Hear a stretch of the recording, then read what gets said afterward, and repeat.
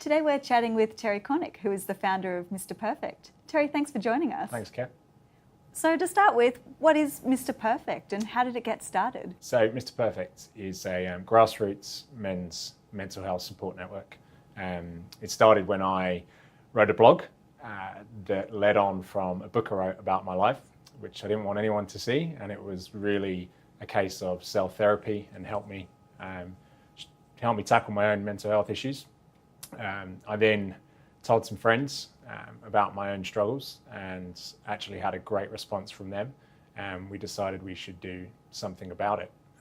The stigma, the whole thought process about how we tackle mental health.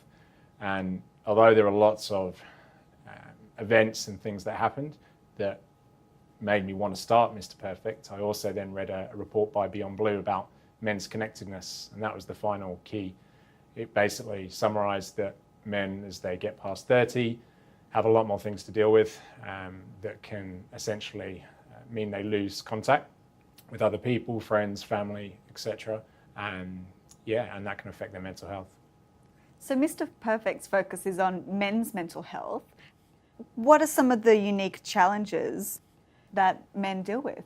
There's a huge problem with clearly what we define as masculinity and being a man, male, especially in, I guess, Australia. I think in the Western world, to be seen as a breadwinner and supplying for your family and being strong when tough times come along, there's a massive problem with that, and you are seen to be weak if you show any deviation or any reaction to something bad. I wasn't taught as a kid or when I was growing up how to deal with good, bad, or indifferent scenarios. So really I was confused as to how you should react in any of those situations. And men really struggle when bad things are happening. They struggle how to react and how to respond to others around them, and inevitably that can be suppressed and ends up in a bad outcome. What are your goals for Mr. Perfect? I'd love us to connect with more people.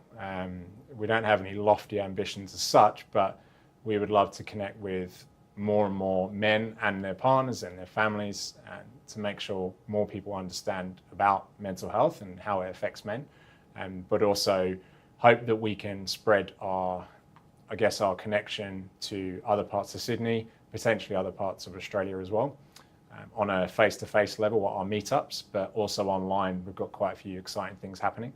So hopefully it can be a platform for people who can't come to a meetup or come to a physical face-to-face with us as well. Thanks for your time today. No worries, thank you.